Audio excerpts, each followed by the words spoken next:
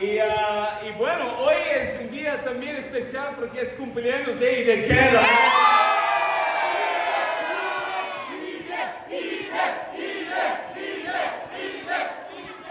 Entonces, yo le digo, wow, Idequera, estás feliz porque tú estás más cerca de la muerte, ¿ver?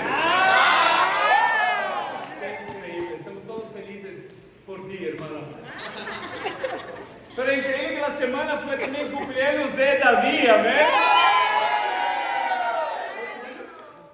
24, ¿ven? Increíble.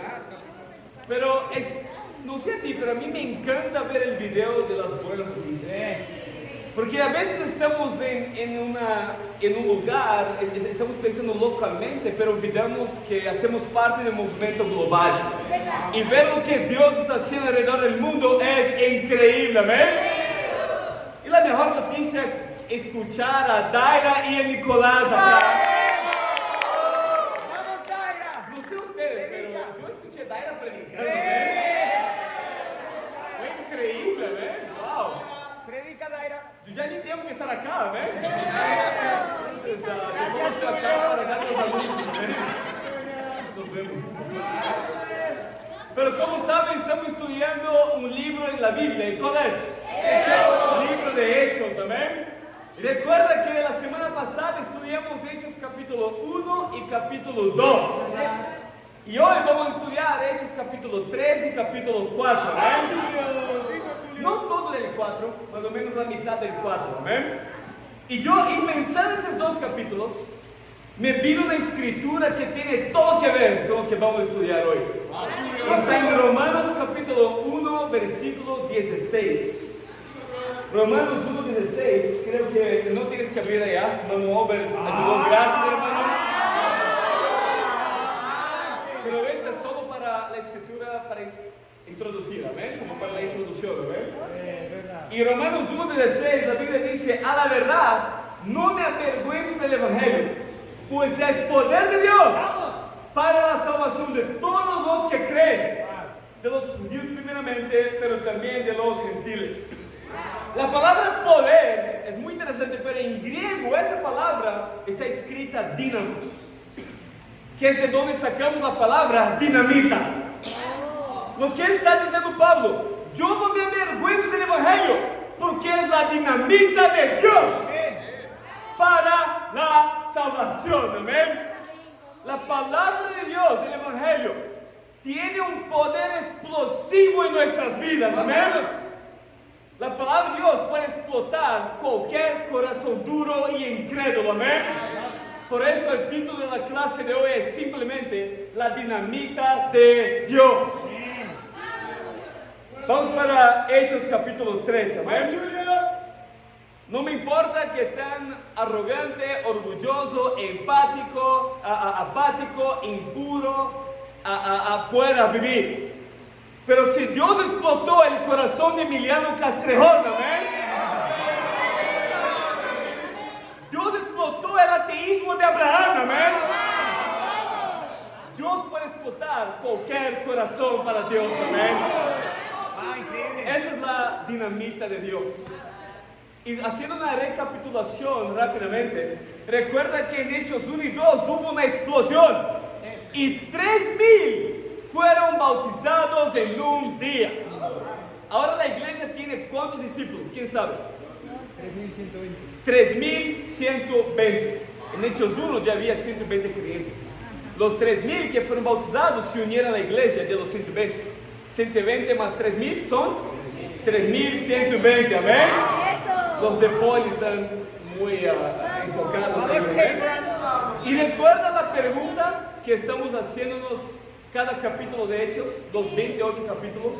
¿Cuál es la pregunta? Si todos en la iglesia fueran como yo, ¿qué tipo de iglesia sería? Hoy vamos a estudiar el capítulo 3 y vamos a mirar un día en la iglesia primitiva. Miren Hechos 3, versículo 1. ¿Están conmigo? Espero que no estén dormidos, amén.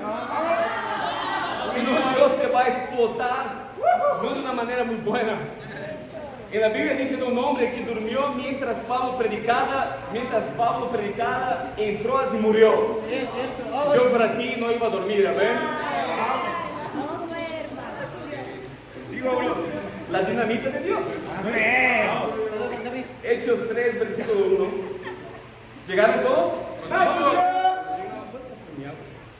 Versículo 1 dice: un día subieron Pedro y Juan al templo a las 3 de la tarde, que es la hora de la oración.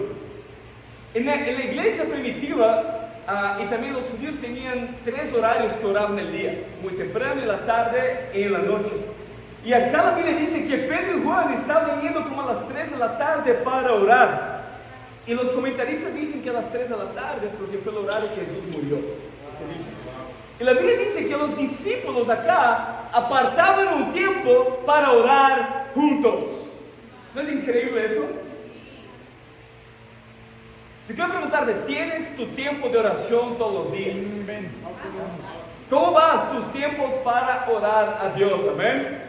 Versículo 2 dice: junto a la puerta llamada Hermosa, quizás mi esposa trabajaba ahí, amén. La puerta llamada Hermosa.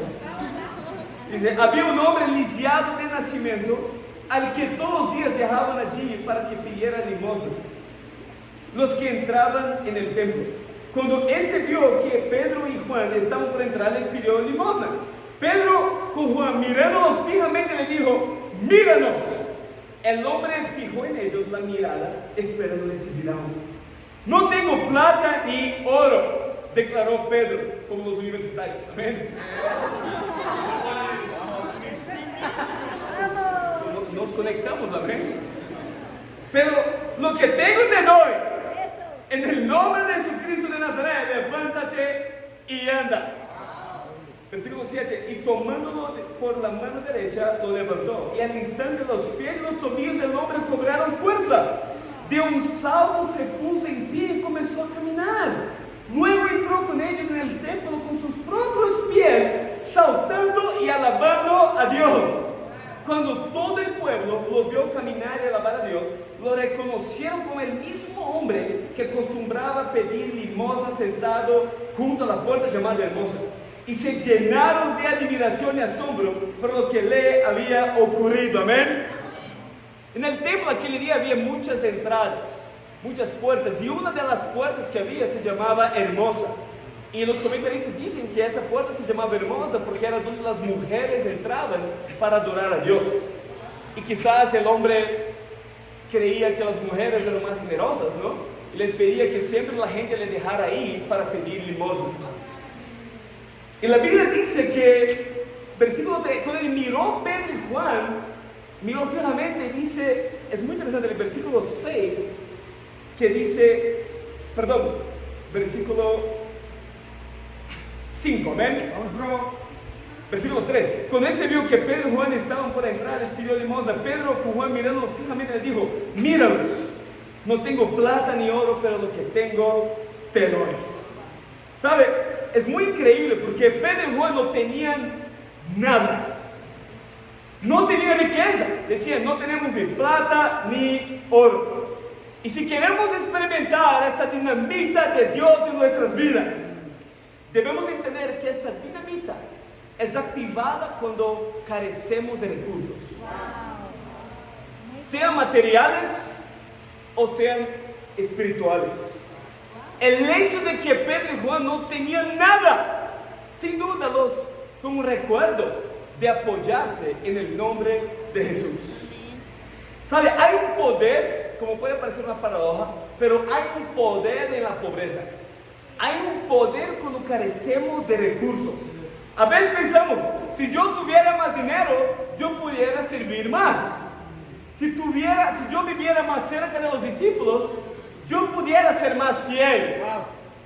Si yo tuviera más conocimiento de la Biblia, pudiera dar más fruto, compartir más mi fe. Si yo tuviera más tiempo, sin duda yo podría dar fruto.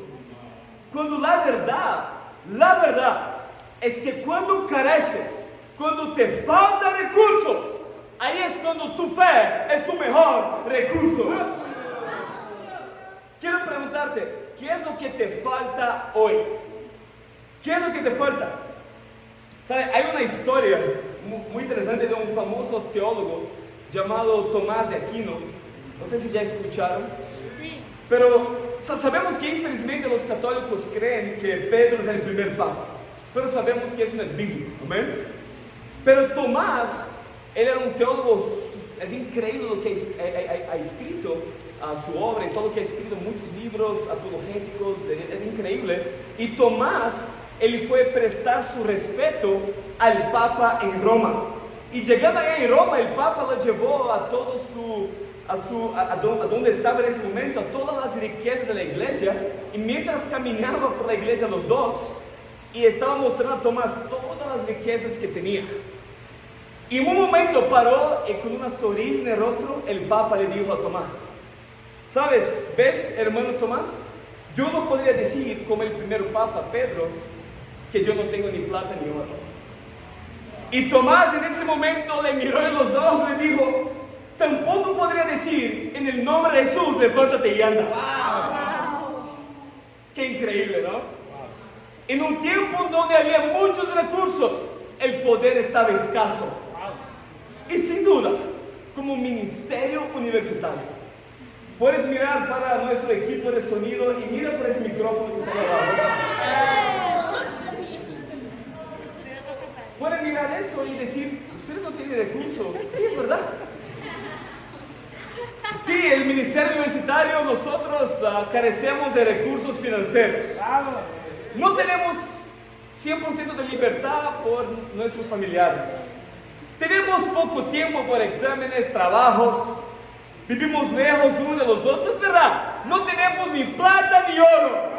Pero lo que tenemos, hemos visto 2 personas siendo bautizadas hoy. ¿Eh?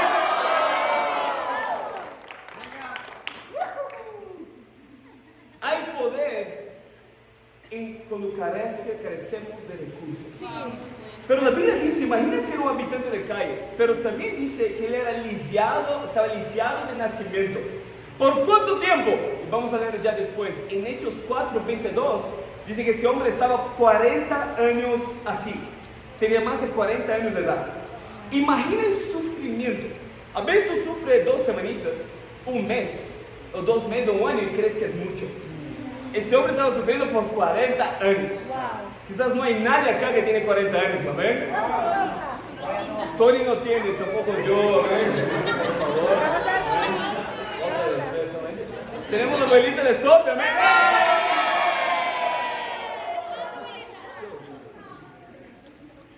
Pero a veces ese hombre era lisiado de nacimiento y tenía más de 40 años.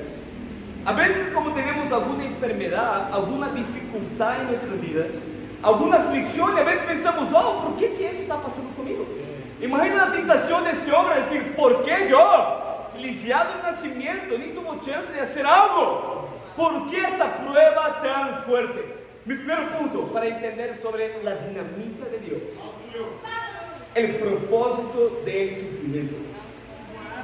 Vamos, ¿cuál es el propósito del sufrimiento? Miren Juan capítulo 9, ya regresamos allá. Pero Jesús en Juan 9 nos ayuda a entender un poquito más sobre el propósito del dolor. Amén. Sufrimiento en nuestras vidas. ¿Están conmigo? Juan 9, versículo 1. ¿Llegaron todos? Ya. Está antes de Hechos. Amén. Está muy sencillo. Déjame tomar un poco de agua. Abajo. Juan 9, versículo 1. ¿Llegaron? Sí. Acá la Biblia dice: a su paso Jesús vio un hombre que era ciego de nacimiento. Y sus discípulos le preguntaron: Rabí, ¿para qué este hombre haya nacido ciego? ¿Quién pecó? ¿Él o sus padres? Ni él pecó ni sus padres, respondió Jesús, sino que esto sucedió para que la obra de Dios se hiciera evidente en sus vidas. ¿Saben lo que dice el versículo 3 en inglés? Dice: para que el poder de Dios se hiciera evidente en su vida. Acá Jesús dice: mira, los discípulos preguntan: ¿para que él tuviera esa prueba, ciego de nacimiento? ¿Quién pecó? ¿Fue él o sus papás? Él dijo: no fue él ni sus papás. En verdad, pero esa prueba específica en su vida fue para que el poder de Dios se viera evidente en su vida. ¿Sabe? Como miramos el hombre que estaba lisiado de nacimiento. Un habitante de calle dice que cuando lo levantó, él empezó a alabar a Dios. Y tú vas a ver que ese milagro que leímos en Hechos 3 fue responsable por convertir miles y miles de discípulos. Amén. ¿Saben? Tenemos que entender el propósito del sufrimiento en nuestras vidas. Quizás tú creció en una familia disfuncional. Quizás tú creció con problemas de salud. Quizás problemas de salud mental. Quizás tiene pruebas en su vida personal. Quizás como tiene como pruebas de dar fruto para Dios. Pero a veces tú puedes pensar, ¿por qué estoy pasando por eso? ¿Es por mi pecado? ¿Quién pecó? Cuando Dios te está diciendo, no, ni tú pecó o alguien más. Pero yo te di esa prueba específica en su vida para que el poder de Dios se viera evidente. Hay la historia de un niño que a los 40 días fue abandonado por sus papás. Fue puesto a tomar leche materna de otras mujeres embarazadas para que tuviera defensas. Con el tiempo él fue adoptado por sus tíos. Empezó a trabajar con 11 años de edad. Creció en un barrio lleno de pandillerismo.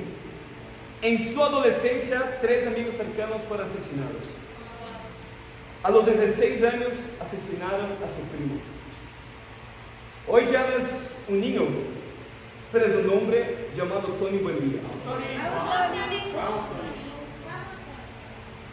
Y recuerdo un día hablando con Tony, discipulado, y él me comentando sobre su vida. Él dijo, ¿sabe tú, si no fuera por lo que viví, yo no pudiera ser discípulo de Jesús? Tony tenía cualquier motivo, lógico, criterios humanos, que pudiera dar para estar amargado con Dios, para rechazar la invitación de estudiar la Biblia, para tomar la decisión de no ser un discípulo de Jesús, vivir amargado, crítico y decir, ¿por qué yo? ¿Qué hice cuando nací? De ser abandonado de esa manera. Sin embargo, Tony decidió poner su fe en la palabra de Dios. Y hoy es una inspiración no solo para México, pero para todo el movimiento. Amén. Hoy es uno de los hermanos más radicales y evangelísticos y animados que hay. Él asumió la responsabilidad de levantar una charla bíblica en UAM, una universidad que él ni estudia, luchar por personas que él no conoces, dar su vida, dar su tiempo, consigue un trabajo que le dé la libertad de estar en máximo tiempo en UAM para levantar a los hermanos, a evangelizar allá. Mira la fe de Tony. Tony es un hombre que entiende el propósito del sufrimiento. La pregunta es, ¿tú lo entiendes? ¿Cómo tú ves el sufrimiento? ¿Tú utilizas lo que pasó contigo como excusa para no ser un discípulo de Jesús? ¿Como excusa para vivir inseguro o vivir amargado? Te quiero llamar a cambiar su mente, a tener la fe de ese habitante de calle, lisiado de nacimiento, a tener la fe de Tony Buendía. Y para que el dolor, y entienda que el dolor que Dios permitió pasar tiene un propósito, y es un propósito explosivo, para que el poder de Dios se viera evidente. ¿Están conmigo? Sí. Vamos. Regresando a Hechos, vamos allá. Hechos capítulo 4. Vamos tuyo. Muy bien. Muy bueno, bro. ¿Están conmigo, hermanos, o están muertos ya? Yo estoy predicando a un cementerio acá, amén. Entonces, regresando para Hechos, después que el mendigo es como un mendigo, sí, o mendigo de calle, ¿los dos? Mendigo. ¿Mendigo? No, mendigo. Mendigo. No, mendigo. El habitante de calle, amén. Después que él es sanado milagrosamente, amén. ¿Están conmigo? Las personas se llenaron de asombro y Pedro empezó a predicar la palabra de Dios para ellos. Y después de que tantas personas se enteraron de lo que pasó, Pedro y Juan son llamados a ser interrogados ante el consejo. Y miren en Hechos capítulo 4, versículo 1, mi segundo punto, de ordinarios a extraordinarios. Hechos 4, versículo 1. La Biblia dice: mientras Pedro y Juan le hablaba a la gente, se les presentaron los sacerdotes, el capitán de la guardia del templo y los saduceos. Estaban muy disgustados porque los apóstoles enseñaban a la gente y proclamaban la resurrección, que se había hecho evidente en el caso de Jesús. Prendieron a Pedro y a Juan, y como ya anochecía, los metieron en la cárcel hasta el día siguiente. Pero muchos de los que oyeron el mensaje creyeron, y el número de esos llegaba a unos 5,000. Miren el impacto de un hombre habitante que haya iniciado el nacimiento tuvo. La iglesia de 3,120 llegó a 5,000 discípulos. Y la Biblia dice que Pedro y Juan, y si tú ves la historia, Pedro y Juan eran mejores amigos. Ellos compartían todo juntos. Los dos fueron bautizados por Juan Bautista. Los dos, junto con Pedro, Juan y Jacobo, presenciaron la transfiguración de Jesús en la montaña. ¿Recuerdan? ¿Tú puedes imaginar las historias que tenían Pedro y Juan juntos? Yo quiero preguntarte, ¿tú tienes relaciones en la iglesia de Pedro y Juan? ¿Tú tienes relaciones en la iglesia de Pedro y Juan de estar enfocado en la misión y compartir tantas historias juntos?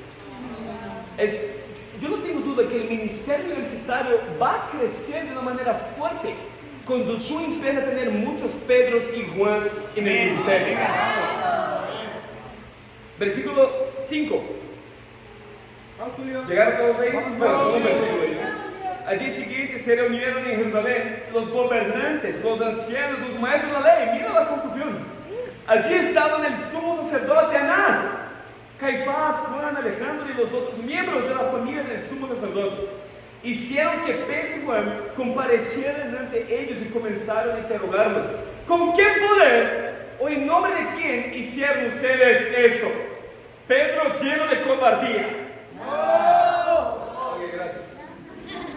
Pedro, lleno del Espíritu Santo, les respondió: gobernantes del pueblo y ancianos, hoy se nos procesa por haber favorecido a un inválido y se nos pregunta cómo fue sanado. Sepan pues todos ustedes y todo el pueblo de Israel que este hombre está aquí delante de ustedes sano, gracias al nombre de Jesucristo de Nazaret, crucificado por ustedes, pero resucitado por Dios. Jesucristo es la piedra que desecharon ustedes los constructores y que ha llegado a ser la piedra angular. De hecho, en ningún otro hay salvación, porque no hay bajo el cielo otro nombre dado a los hombres mediante el cual podamos ser salvos. Los gobernantes, al ver la osadía, mira eso, no dice al escuchar la osadía, al ver la osadía con que hablaban Pedro y Juan, y al darse cuenta de que eran gente sin estudios ni preparación, quedaron asombrados de reconocer que habían estado con Jesús. La Biblia dice que eran gente ordinarias, sin preparación o estudio. Esa palabra en griego, sin preparación o estudio, está escrito idios. Es de donde sacamos la palabra idiotas. ¿O qué está diciendo acá la escritura? Pedro y Juan, a ver que eran hombres sin preparación, idiotas. Dice, al ver su osadía, ellos vieron la vida de Pedro y Juan y les hizo recordar a alguien. ¿Quién les hizo recordar? Jesús. ¿Sabe? Tus redes sociales les hacen recordar a Jesús. Venga, bro. Si yo entro ahora mismo en tu Instagram, en tu Facebook, nos hace recordar de alguien llamado Jesús. Wow, venga, Tulio. ¿Sabes? A mí me anima mucho la vida de muchos hermanos acá, pero mira qué increíble poder que tuvo la dinamita de Dios en la vida de Abraham. Abraham después de un pasado ateo, mira eso, sin mucho conocimiento en las escrituras. A los ojos del mundo religioso, Abraham podría ser visto como sin preparación en conocimientos bíblicos. Pero para Dios, Tú ves su evangelismo, tú ves su valentía. Aunque estás aprendiendo muchas cosas ahora, tiene un mes y un poquito de ser discípulo. La manera que comparte su fe, que anima a los hermanos. Sin duda, tú ves a Abraham, tú ves, sin duda, él ha estado con Jesús. Amén. Versículo 14, vamos a seguir leyendo. Además, como vieron que los acompañaba el hombre que había sido sanado, no tenían nada que alegar. Así que les mandaron que se retiraran del consejo y se pusieran a deliberar entre sí. ¿Qué vamos a hacer con esos sujetos? Es un hecho que por medio de ellos ha ocurrido un milagro evidente. Todos que viven en Jerusalén lo saben y no podemos negarlo. Pero para evitar que ese asunto siga divulgándose entre la gente, vamos a amenazarlos para que no vuelvan a hablar de su nombre a nadie. Estamos viendo las mentes más brillantes de Israel. Las mentes más brillantes siendo intimidadas por hombres sin estudio o preparación. Y ellos entendieron algo fundamental. Entendieron cómo frenar la iglesia, ese movimiento, cómo frenar ese movimiento. Entonces entendieron, hicieron lo que tenemos que hacer para hacerlos parar, frenarlos. No es cambiar su estilo de vida, no es contradecirlos, no es atacar sus convicciones, pero la manera que vamos a frenarlos de crecer es si logramos hacerlos que se callen. Si logramos hacer que se callen, nosotros logramos que el nombre de Jesús no sea más conocido. ¿Tú entiendes eso? Que la manera que Satanás va a vencer es que tú te calles como discípulo. Por eso nosotros evangelizamos. Por eso nosotros compartimos nuestra fe. ¿Cómo ha sido tu evangelismo esa semana? Voy a preguntar, ¿cómo ha sido allá en UAM? ¿Cómo ha sido en UNAM, en Poli, en otras universidades? ¿Cómo ha sido tu evangelismo? Si todos en la iglesia fueran como yo, ¿sería un movimiento que iba a seguir avanzando o iba a frenar ahí? Versículo 18. ¿Están conmigo, hermanos? Dice, los llamaron y les ordenaron terminantemente que dejaran de hablar y enseñar acerca del nombre de Jesús. Pero Pedro y Juan replicaron, ¿es justo delante de Dios obedecerlos a ustedes en vez de obedecerlo a Él? Juzguen a ustedes mismos. Nosotros no podemos dejar de hablar de lo que hemos visto y oído. Después de nuevas amenazas, los dejaron irse. Por causa de la gente, no hallaban manera de castigarlos. Todos alababan a Dios por lo que había sucedido, pues el hombre que había sido milagrosamente sanado tenía más de 40 años. Después de las amenazas, pero dice, ¿es justo obedecerte a los hombres a ti antes que a Dios? Y esa es una buena escritura para los universitarios memorizar. Muchos confunden honrar padre y madre con idolatría. La Biblia no se contradice. Honrar padre y madre es una cosa, idolatría es otra cosa. Tú poner tus papás, tus familiares por encima de Dios, no es honrar a tu padre y a tu madre. Poner lo que mi papá me dice, yo hago. Si él me dice para hacerlo, yo no hago. Si él me dice, yo no hago. Listo, qué increíble. Tú vas a disfrutar mucho su vida camino al infierno. Idolatría es poner cualquier cosa por encima de Dios. Si fueras tú escuchando eso de las personas más cercanas a ti, diciéndote, yo te quiero ordenar que tú no compartas más su fe, tú no vivas como discípulo de Jesús, tú no vas al bebo, tú no vas más. ¿Quién decía, ay, yo voy a honrar a mi padre y mi madre? O tú dirías como Pedro, ¿es justo obedecerte a ti antes que a Dios? Yo soy un discípulo de Jesús. ¿Cómo están tus convicciones en las Escrituras? ¿Sabe? De ordinarios a extraordinarios. De pescadores ordinarios. Intimidando ahora las mentes más brillantes de Israel. De pescadores ordinarios a extraordinarios predicadores. Y es eso lo que Dios quiere hacer contigo. De ordenar una vida sin Dios para ser utilizado de una manera extraordinaria. Amén. Me encantó lo que Daira dijo acá, ¿ven? Sí. Ella dijo que es momento de que más personas conozcan, ¿amén? Sin duda, yo quiero animarte Venga. a poner su fe, sus convicciones en las escrituras, como Dios te ve. Sí. Tú no eres lo que eres por lo que tu familia te dice, tus amigos te dicen, tu trabajo te dice, tu universidad te dice. Sí. Tú eres lo que eres por lo que Dios dice que eres. Sí, ¿no? Y Dios ve en ti alguien extraordinario para Dios. Mi tercer y último punto. Va tuyo. ¿Están preparados para el extraordinario? Venga, tuyo. Si quieres vivir extraordinario, tú tienes que vencer el desafío de lo que te intimidas. Vamos. Mi tercer y último punto, lo que vemos en ellos, es una gran valentía. Si tú estás estudiando la Biblia acá, tú vas a ser necesario ser valiente. Sí. Cobardía, como valentía, no es gritar alto. Valentía no es solamente, con valentía es ser un discípulo de Jesús. Verdadera valentía es ser fiel a sus enseñanzas. No es tú ser totalmente fuerte, hablar fuerte y ser inmaduro emocionalmente. Venga, Eso tuyo. no es valentía. Valentía es poder agredir a alguien y mostrar que tiene más fuerza física que otra persona. Valentía es tú tener una humildad de depender de las escrituras. No hay hombre y mujer más valiente que eso. Yo quiero preguntar, ¿tú eres alguien valiente? Y vamos a versículo 23. Recuerda que fueron a la cárcel, pasaron la noche, después les amenaza y les suelta. ¿Recuerdan? Versículo 23, estamos terminando. Vamos, tuyo. Dice, al quedar libres, Pedro y Juan volvieron a los suyos. ¿Quién eran los suyos? Los discípulos. Y les relataron todo lo que les habían dicho los jefes sacerdotes y los ancianos. Cuando oyeron, mira eso, cuando oyeron que las amenazas, la persecución, todo lo que había dicho, mira eso, alzaron unánimes la voz de oración a Dios.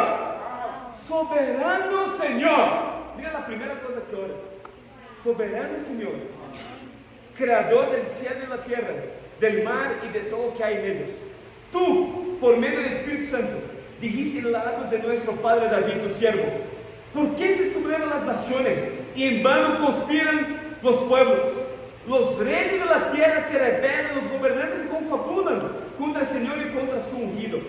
En efecto, en esa ciudad se reunían Herodes y Poncio Pilatos con los gentiles y con el pueblo de Israel contra tu santo siervo Jesús, a quien ungiste, para hacer lo que de antemano tu poder y tu voluntad habían determinado que sucediera. Ahora, Señor, toma en cuenta sus amenazas y concede a tus siervos el proclamar tu palabra sin temor alguno. Por eso, extiende tu mano para sanar, hacer señales y prodigios mediante el nombre de tu santo siervo Jesús. Después de haber orado, tembló el lugar en que estaban reunidos. Todos fueron llenos del Espíritu Santo y proclamaban la palabra de Dios sin temor alguno. Sin temor alguno significa con gran valentía. ¿Sabe? Ellos regresaron después de ser amenazados y tuvieron un tiempo de compartir buenas noticias. Ah, hermanos, mira, ¿saben qué hablaron para nosotros? Nos amenazaron.